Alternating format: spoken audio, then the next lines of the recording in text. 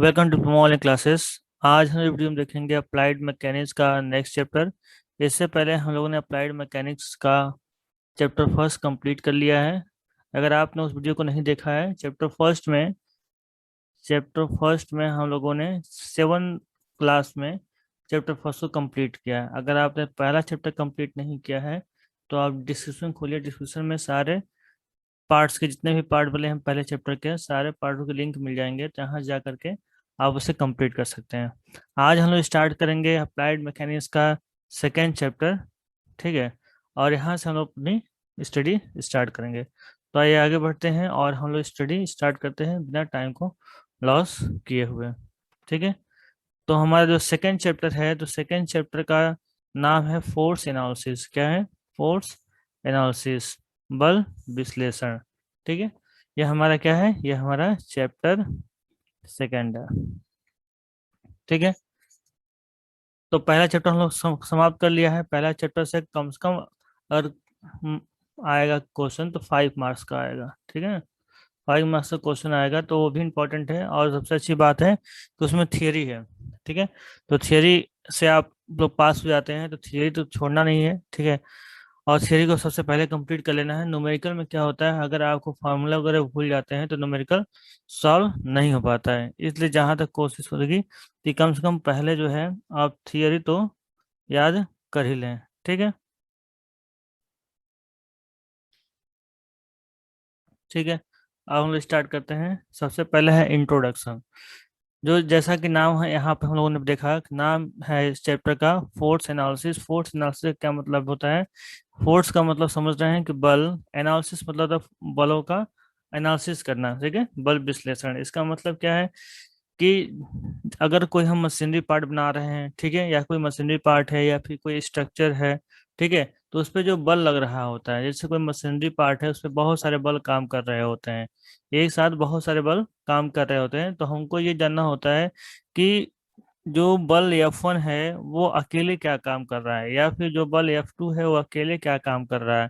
ठीक है, और इसे अकेले कितना का इफेक्ट है। ठीक है, और ये किसी वस्तु पर कितना परिवर्तन इसके बल से पड़ता है। तो ये सारी चीजें अलग अलग जानने के लिए हम लोग क्या करते हैं? फोर्स एनालिसिस करते हैं। ठीक है, इसी के बारे में हम लोग पढ़ेंगे इस चैप्टर में। तो आइए आगे बढ़ते हैं, धीरे धीरे सारी चीजों कवर करते हुए चलते हैं। पहला जो हमारा हेडिंग है वो है परिचय, इंट्रोडक्शन।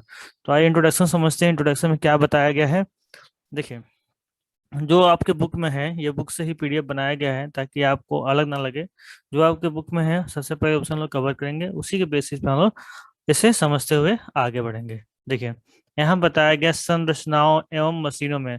संरचना का मतलब होता है स्ट्रक्चर। ठीक है, जैसे आप वर्कशॉप वगैरह में गए होंगे तो वहाँ पे जो ऊपर का ट्रेंड पड़ा होता है, सेट सेट पड़ा होता है, वहाँ पे एक स्ट्रक्चर बना रहता है। ठीक है, इस टाइप का स्ट्रक्चर बना रहता है। उसी के बाद यहाँ क्या, फिर रेलवे स्टेशन पे गए होंगे तो ऊपर स्ट्रक्चर बने होते हैं, उसकी बात कर रहा है, उसी संरचनाओं बोलते हैं हिंदी में। ठीक है, यहाँ बता रहा है संरचनाओं एवं मशीनों में लगने वाले बल किसी भी कोण पर और आवश्यकता अनुसार लगाए जाते हैं। किसी भी कोण पर आवश्यकता के अनुसार लगाए जाते हैं।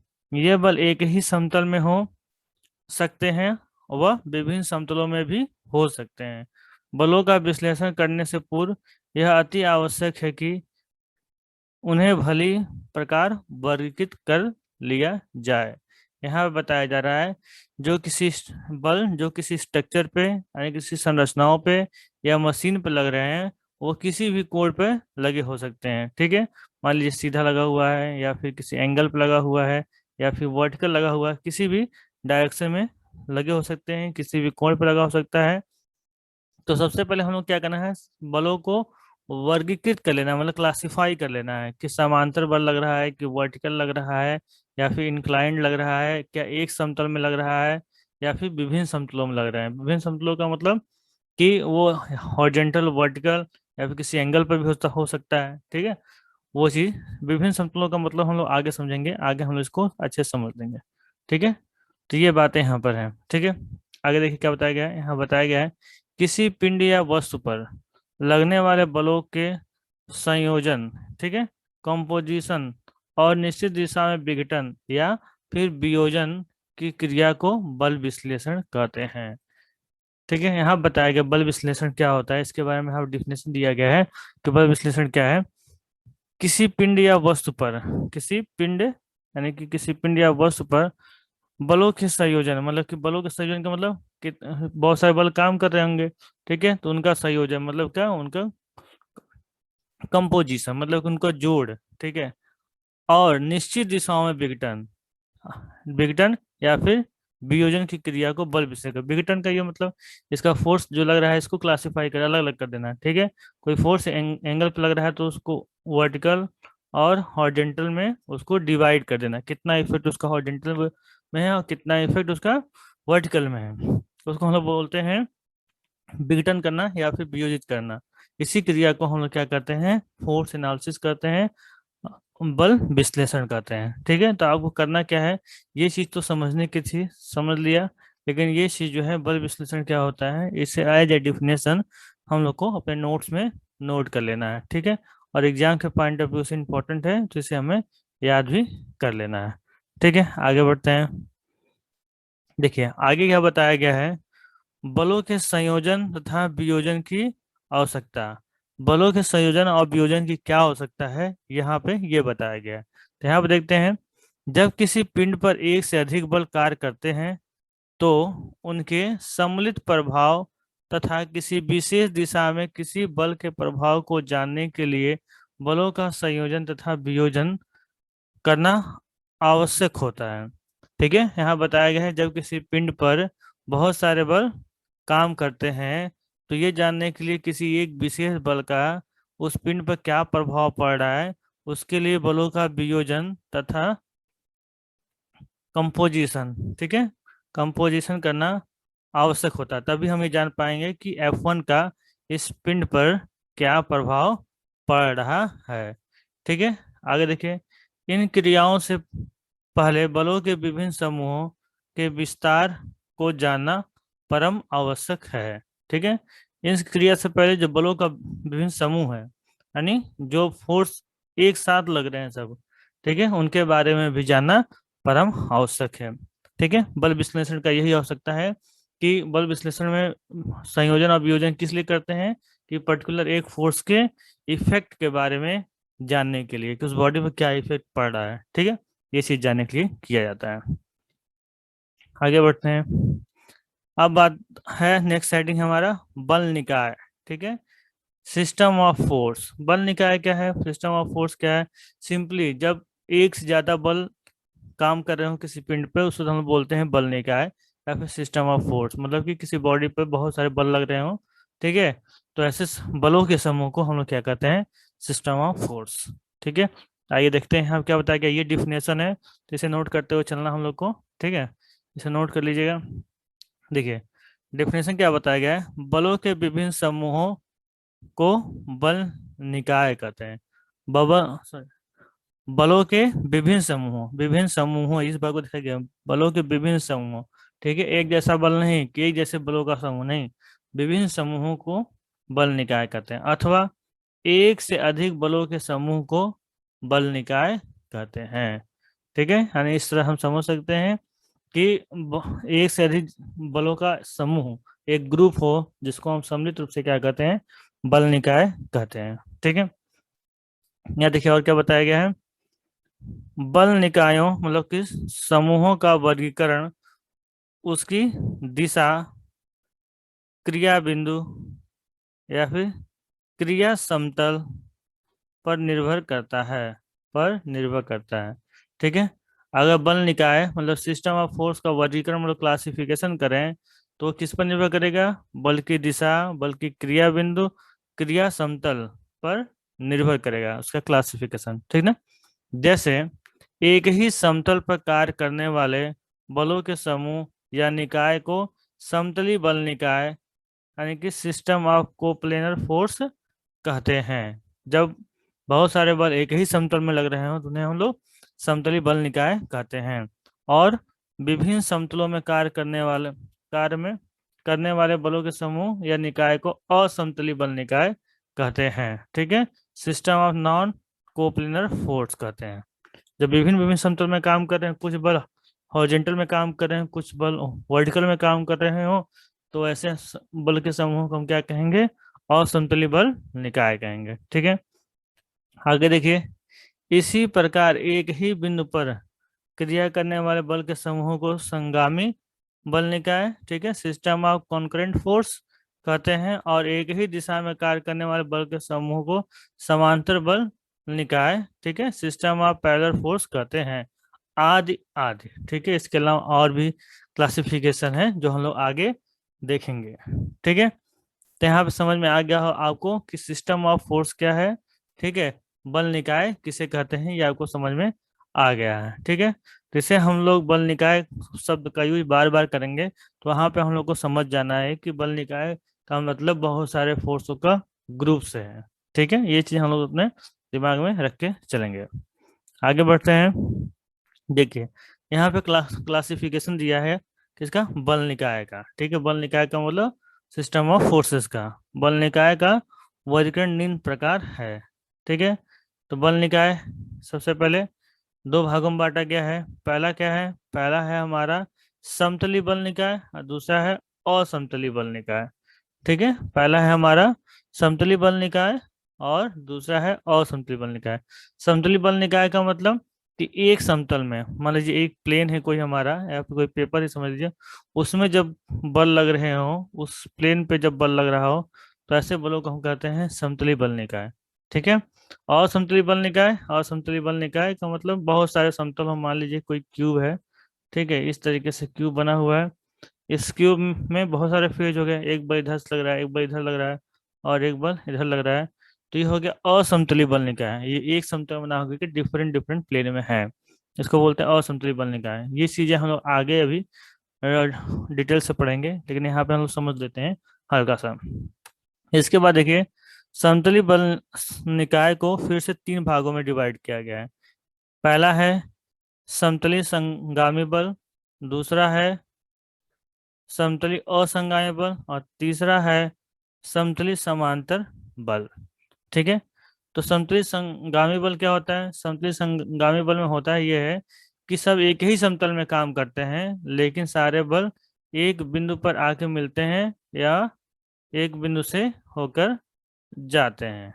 ठीक है, लेकिन वो एक बिंदु पर वो मिलते हैं। ठीक है, दूसरा क्या है? समतली असमांगी बल। इसमें जो है सारे बल एक समतल में तो काम करते हैं, लेकिन एक बिंदु पर नहीं मिलते हैं। ठीक है, समतली समांतर बल। समतली समांतर में क्या होता है? बल एक समतल में काम करते हैं और वो एक दूसरे के समांतर होते हैं, एक दूसरे के समांतर होते हैं। ठीक है, वो एक दूसरे के समांतर रहते हैं। इसी प्रकार से असमतली बल निकाय को भी तीन भागों में बांटा गया है। पहला है असमतली समांगी बल, दूसरा है असमतली असमांगी बल, तीसरा है असमतली समांतर बल। ठीक है, असमतली का मतलब समझ गए, जो सारे एक समतल में ना हो। असमांगी का मतलब तब पर भी एक बिंदु पर मिलते हो, डिफरेंट डिफरेंट प्लेन में हो बल और एक पॉइंट पर मिलते हो। और दूसरा असमतली असमांगी बल, ऐसे बल जो कि असमतली हो और एक बिंदु पर भी ना मिलते हो और डिफरेंट डिफरेंट पॉइंट पे हो, उसको बोलते हैं असमतली समांगी बल। ठीक है, तीसरा है असमतली बल निकाय। असमतली बल निकाय, असमतली समांतर बल निकाय मतलब कि डिफरेंट डिफरेंट प्लेन में हो लेकिन वो समांतर हो। ठीक है, एक दूसरे के समांतर हो। ठीक है, इन सारी चीजों को अभी हम लोग नेक्स्ट स्लाइड में डिटेल से देखेंगे, तो यहाँ पे हम लोग इसे अच्छे से समझेंगे। अगर समझने में कोई भी दिक्कत रह गई है, उसे अभी हम लोग आगे क्लियर कर लेंगे। आइए स्टार्ट करते हैं। सबसे पहले हम लोग देखते हैं समतली बल निकाय, सिस्टम ऑफ कोप्लेनर फोर्स। ठीक है, जिस बल निकाय के सभी बल क्रिया रेखाएं एक ही समतल में होती हैं, उन्हें हम समतली बल निकाय कहते हैं। ठीक है, समतली बल निकाय हम लोगों ने पहले समझ लिया था, जब सारे बल एक ही समतल में, ठीक है, एक ही समतल में सारे बल काम कर रहे हों। ठीक है, इस तरीके से एक ही समतल में सारे बल काम कर रहे हों, उसे हम लोग क्या बोलते हैं? समतली बल निकाय बोलते हैं। ठीक, समतली बल निकाय तीन प्रकार के होते हैं, जैसा कि अभी हमने पिछले स्लाइड में देखा था। कौन कौन से हैं? पहला है हमारा समतली समांगी बल। ठीक है, कोप्लेनर कॉन्करेंट फोर्स। देखिए यहाँ पे इमेज में दिखाया गया समतली समान संगामी बल को। इसमें है क्या कि एक समतल है, ठीक है, यहाँ पे एक सेंटर है, ठीक है, और इस सेंटर पे जो है सारे इस सेंटर से बल होके जा रहे हैं या फिर उस सेंटर पे आके मिल रहे हैं। ठीक है, यहाँ देखिए एक बल F1 है, एक F2 है, और यहाँ पे F3 है, F4 है और F5 सेंटर की तरफ आया और बाकी सब के सब सेंटर के बाहर की तरफ गए हुए हैं। ठीक है, तो ऐसे बलों के निकाय को हम क्या कहते हैं? ऐसे बलों को निकाय को हम कहते हैं समतली समांगी संगामी, सॉरी, संगामी बल निकाय। ठीक है, तो आपको ये लिखना भी है इसका डिफिनेशन, और ये फिगर भी बनाना है। इस फिगर को जरूर से बनाना है, अगर इस फिगर को बना देंगे तो एग्जामिनर समझ जाएगा कि आपको ये चीजें पता है। ठीक है, आइए पढ़ भी लेते हैं कि यहाँ क्या लिखा गया है। देखिए यहाँ लिखा गया है, एक ही समतल में लगे ऐसे बलों का निकाय जिनके सभी बलों की क्रिया रेखाएं एक ही बिंदु से होकर जाती हों अथवा एक ही बिंदु पर मिलती हों, समतली बल समतली संगामी बल निकाय कहलाता है। समतली संगामी बल निकाय कहलाता है। ठीक है, आगे बढ़ते हैं। नेक्स्ट हमारा है दूसरा टाइप, समतली असंगामी बल निकाय, कोप्लेनर नॉन कॉन्करेंट फोर्स। ये तो समझ में आ गया, ये एक ही समतल में होगा और किसी भी कोई भी बल एक बिंदु से होकर के नहीं जाएगा, सारे बल अलग अलग बिंदु से होकर के जाएंगे। जैसा कि हम लोग फिगर में देख रहे हैं, F1 यहाँ पर है, F2 इधर है, F3 इधर है, F4 इधर है और F5 इधर है। सारे कई डायरेक्शन अलग अलग हैं, कोई भी एक बिंदु पर नहीं मिल रहा है। ठीक है, इसे बोलते हैं समतली असंगामी बल निकाय। ठीक है, देखते हैं इसके बारे में यहाँ क्या बताया गया है। इसके बारे में बताया गया है, एक ही समतल में लगे ऐसे बलों का निकाय जिसके सभी बलों की क्रिया रेखाएं ना तो एक ही बिंदु पर प्रच्छेदित करती हैं, मतलब कि काटती हैं, और न ही परस्पर समांतर हों, बल्कि विभिन्न विभिन्न बिंदुओं पर मिलती हों, समतली और संगामी बल निकाय कहलाती हैं। ठीक है, इसमें एक पॉइंट और जुड़ा हुआ है कि वह एक दूसरे के समांतर भी ना हो, ऐसे बलों को हम लोग क्या कहते हैं? समतली और समांगी बल निकाय कहते हैं। इस फिगर को जरूर से हम लोग को बनाना है। ठीक है, आगे बढ़ते हैं, तीसरा पॉइंट देखते हैं। तीसरा देखिए, तीसरा क्या है? समतली समांतर बल। ठीक है, कोप्लेनर पैरेलल फोर्स। देखिए इसमें क्या है, समतली है, एक समतल में है और एक दूसरे के समांतर है। बल F1 F2 के समांतर है, F2 F3 के समांतर है, या फिर कह सकते हैं F1 F3 समांतर, क्योंकि इनके बीच का जो गैप है वह इक्वल है। ठीक है, देखिए इसमें दो केस आते हैं, जब सारे बलों की दिशा एक समांतर हो, एक साथ हो, ठीक है, या फिर सारे बलों की डायरेक्शन विपरीत हो सकती है, एक दूसरे के विपरीत हो। इसमें दो केस आते हैं। ठीक है, तो यहाँ देखिए इसके बारे में क्या बताया गया है, एक ही समतल में लगे ऐसे बलों का निकाय जिनके सभी बलों की क्रिया रेखाएं आपस में समांतर हो, अर्थात किसी भी बिंदु पर आपस में प्रच्छेदित न करें, समतली समांतर बल निकाय कहलाते हैं। ठीक है, इसमें एक बात लिखा हो, प्रच्छेदित ना करें। हम लोग ये जानते हैं कि समांतर रेखाएं होती हैं वो आपस में कभी भी कट नहीं करती, कहीं भी जा करके वो कट नहीं करती हैं। इस यहाँ यह बात लिखा गया है अर्थात करके, कि किसी भी बिंदु पर आपस में प्रच्छेदित ना करें, कट ना करें। ठीक है, इसको हम क्या कहते हैं? समतली समांतर बल निकाय कहते हैं। ठीक है, अब आगे बढ़ते हैं और समतली की बात करेंगे। और समतली बल निकाय, यहाँ बताया गया क्या कि जिस बल निकाय में सभी बलों की क्रिया रेखाएं एक ही समतल में ना होकर के विभिन्न विभिन्न तलों में होती हैं, उसे क्या कहते हैं? असमतली बल निकाय कहते हैं। ये तीन प्रकार की होती हैं, जैसा कि हमने क्लासिफिकेशन वाले डायग्राम में देखा था। ठीक है, इसका पहला क्या है? पहला है असमतली समांगी बल निकाय। ठीक है, नॉन कोऑपरेटिंग कॉन्करेंट फोर्स। ठीक है, इसमें देखिए इस पॉइंट पे बल काम कर रहा है। ठीक है, संगामी का मतलब क्या होता है? एक बिंदु पर मिलती हो, और समतली विभिन्न विभिन्न तल पे हो। देखिए ऊपर वाला जो है मान लेते हैं सरफेस 1 है, और ये सरफेस 2 है, और ये सरफेस 3। यहाँ पे 3 सरफेस दिखाई दे रहे हैं, ठीक है, जिसपे कि 2 सरफेसों में ये बल लग रहा है, एक समतल में, एक समतल में लग रहा है, 2 समतल में लग रहा है, S1 और S2 में, ठीक है। मान लेते हैं यहाँ पे F1 है, और यहाँ पे F2 है, और यहाँ पे F3 है, और यहाँ पे F4 बल है। तो हम देखते हैं कि जो बल हैं वो अलग अलग समतल पर लग रहे हैं, लेकिन वो एक ही बिंदु से होकर के गुजर रहे हैं, ठीक है। वो एक ही बिंदु से होकर के जा रहे हैं। ऐसे बलों के समूह को क्या बोलते हैं? असमतलीय। असमतलीय, ठीक है, एक समतल में नहीं है तो असमतलीय संगामी बल निकाय, ठीक है ना। ये चीज हो गया। आप जब एग्जाम में आएगा तो इस फिगर को जरूर से बनाएंगे ताकि चीजें क्लियर हो जाए। देखिए इसके बारे में पढ़ लेते हैं, इसके बारे में बताया क्या गया है। विभिन्न विभिन्न तलों में लगे ऐसे बलों का निकाय जिसके बलों बलों की क्रिया रेखाएं किसी एक बिंदु से होकर जाती हों अथवा एक ही बिंदु पर मिलती हों, असमतलीय संगामी बल निकाय कहलाता है, ठीक है। ये हो गया फर्स्ट हम लोग का। आगे बढ़ते हैं, सेकंड देखते हैं।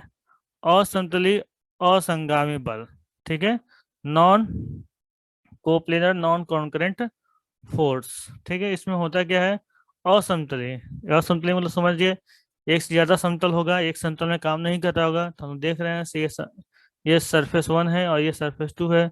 2 सरफेस में ये बल काम कर रहे हैं, एक सरफेस में ये काम नहीं कर रहे हैं, ठीक है। और दूसरा क्या है?